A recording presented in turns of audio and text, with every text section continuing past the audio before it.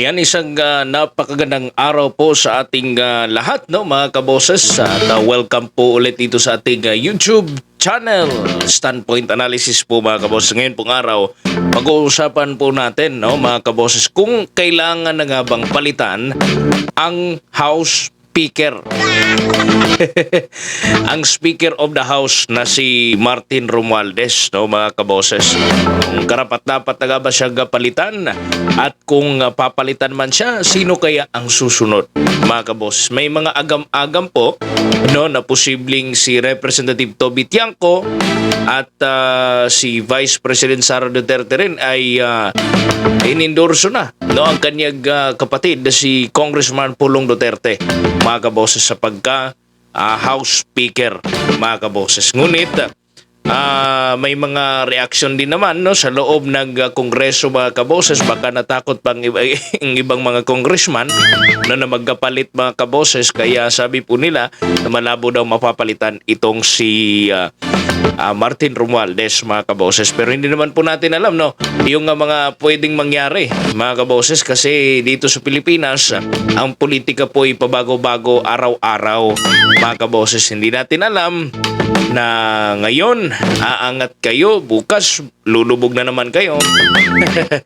Ganyan ba, no, mga kaboses? Ngayon po nga, no, yan po ang ating tatalakayin, no, mga kaboses. At bago po yan, paki-subscribe, like, and share po sa ating YouTube video, no, ngayong araw, mga kaboses. At paki-subscribe, i-click nyo po ang notification bell para marami pong updated sa atin po mga episodes sa araw-araw, mga kaboses. Ayan, daily upload po tayo, ha, dito sa Standpoint Analysis, mga kaboses, kung saan i-analyze lang natin, no, yung mga pangyayari, no, sa pampolitika dito sa tigabansang Pilipinas. Magbibigay po tayo ng komentaryo, review, mga kaboses, at opinion, no, sa mga issue ng ating bayan, mga kaboses. Oras na nga ba para palitan, no, itong si Martin Romualdez, mga kaboses, dyan po sa Kongreso, no, bilang Speaker of the House, mga kaboses. Meron lang po tayong nakikitang may dalawang potensyal na makakabangga itong si Martin Romualdez. Sa akin lang po yan, mga kaboses. Forecast ko lang po yan, mga kaboses, no. Hindi naman po siguro masama mag-forecast. No?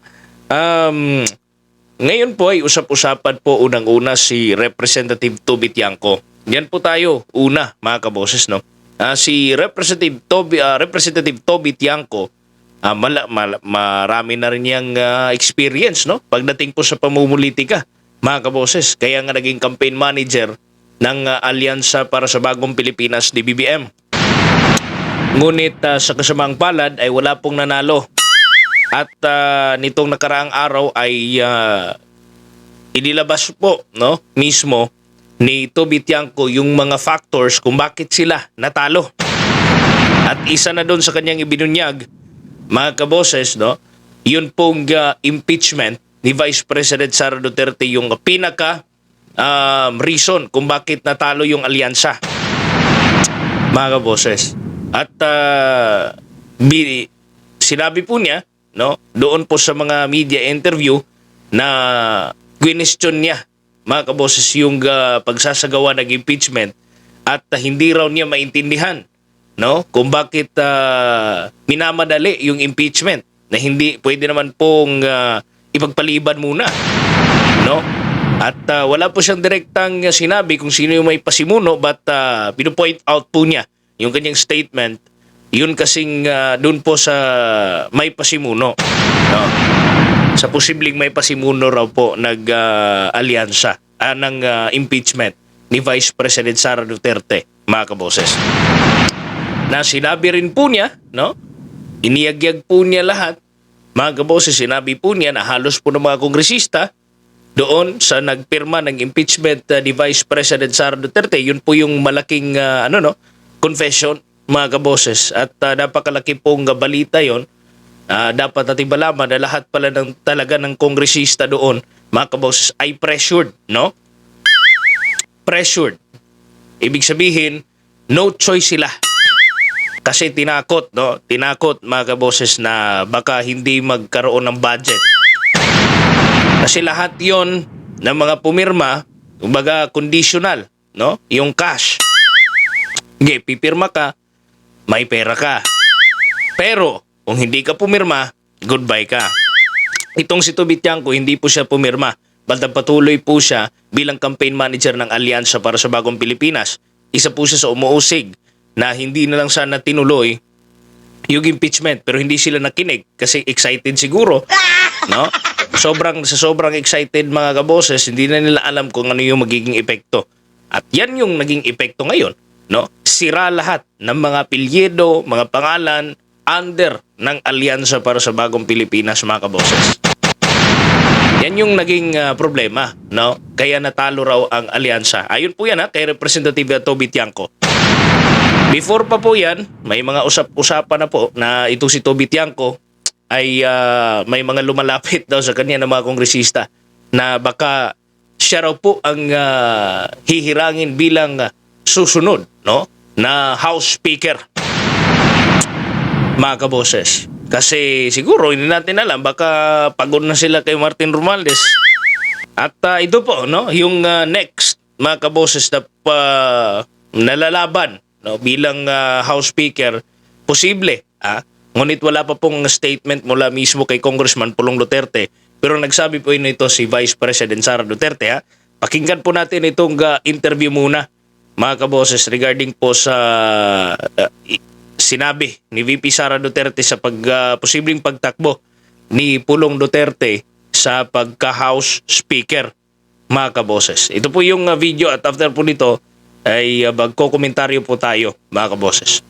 Wala akong candidate for Speaker or for Senate President. Wala ding lumapit sa akin for Speaker or for Senate President. Sinabihan ko si Congressman Pulong. Sabi ko sa kanya, baka gusto mo lumaban ng Speaker. Hindi pa siya sumagot. Iniisip din niya siguro yung chances niya na manalo. Anong chances kaya ni Congressman Pulong? Bakit siya yung napili niyo in-endorse niyo? Well, sinabi ko sa kanya, kung hindi ka manalo ng Speaker, then kunin mo yung minority. Diba? But wala pa siyang sagot. So I guess he's still thinking about it. Siguro, hindi ko alam. Ang sinabi lang niya sa akin kanina, huwag ka magkapag-away kasi kakagaling mo lang sa simbahan. Sa misa. Okay. Ayun, mga kaboses. Yun po yung statement ni Vice President Sara Duterte. Kinausap niya po si Congressman Pulong, ngunit wala pa pong reply. Hindi pa po nagsalita, no, si Congressman Pulong. Bakit nga ba? So, ano bang kakayahan ni Congressman Pulong kung sakaling siya ay magiging isa pong House Speaker? Unang-una, yung ugali po ni Congressman Pulong, siya po ay tahimik, no? Tahimik po sa kanyang pagpaninerbisyo. Hindi po maingay mga kaboses sa media. Hindi po kagaya ng iba, no, na panay pa-interview. At may tapang, no? Posibleng may tapang na humarap sa mga bulok na sistema, mga kaboses. Kasi matapang yan no? Mga anak ng Duterte, matatapang.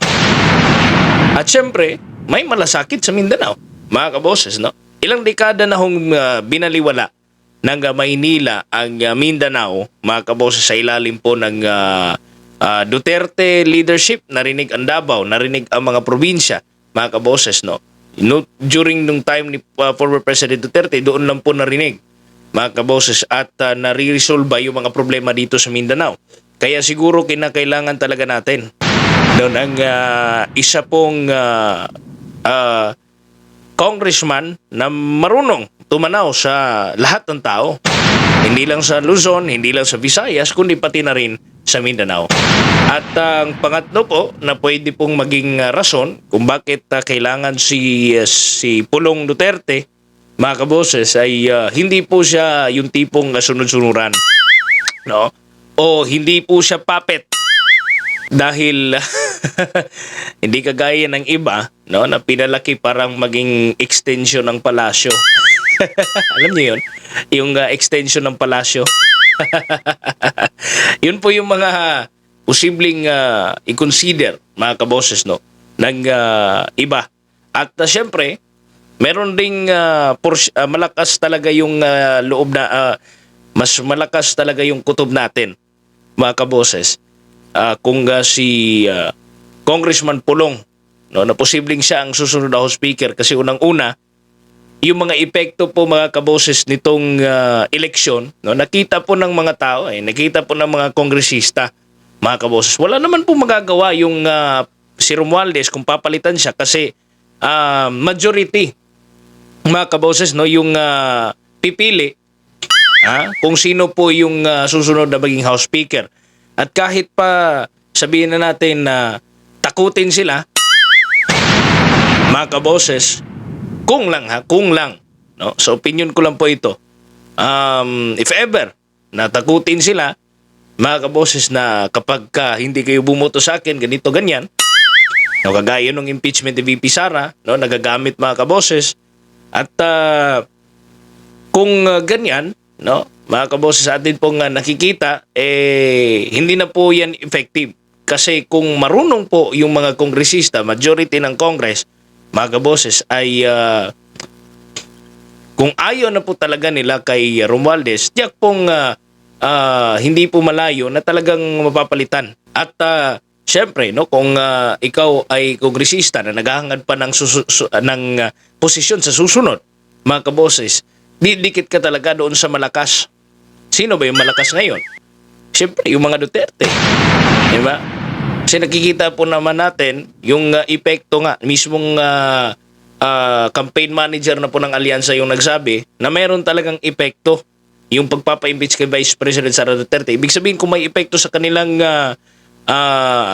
posisyon o sa kanilang kandidatura, mga kaboses, ay malakas talaga yung simpatiya ng mga tao doon sa mga Duterte. Kaya kung ako ang congressman, bubotohin ko kung sino yung malakas, mga kaboses. Kaysa naman magpermi ako sa alyansa, magpermi ako sa administrasyon na wala nang masyadong trust yung tao, mga kaboses. Baka madamay lang ako, baka madamay lang kredibilidad ko. Kagaya nung nangyari nung mga tumakbo under the alyansa at hindi nanalo, mga kaboses, kasi nga naging epekto, no, na pag-uusig ng administrasyon doon sa mga Duterte. So ganun, no, mga kaboses. At sana'y mawala na talaga yung mga gumagamit, no, sa kanilang posisyon para magkaroon talaga ng kapangyarihan. Mga kaboses, wala tayong nakikita tunay na serbisyo. Wala sa prioridad, no, ang tunay ho na problema ng bayan. Siyempre, sangkot yung mga sangkot sa pagsira sa Duterte Black. Impeachment kay VP Sara na iginapang mismo dyan sa Kamara. At siyempre, isa sa nakikita natin, parang advance, no, yung kanilang pang-aatake kasi para sa kanilang ambisyon para sa election 2028. At ginagawa ang lahat para alisin, mga kaboses, ang sino mang balakid, no, kabilang na dyan itong mga Duterte. Ang pag-upo ni Febera, kung uupo po si Representative Pulong Duterte bilang speaker, ay hindi simpleng pampolitikang galaw po yan, no? Ito po ay hakbang para iligtas ang institusyon ng Kamara mula po sa pang-aabuso ng kasulukuyan pong liderato. So ito po yung katanungan natin sa inyo, mga kaboses. Kanino ka ba, no, pumapabor, no?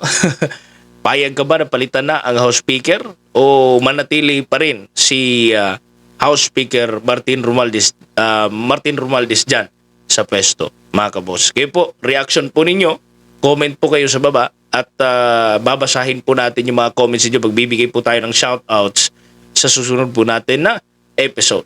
Maraming salamat po sa inyong pakikinig, mga kaboses.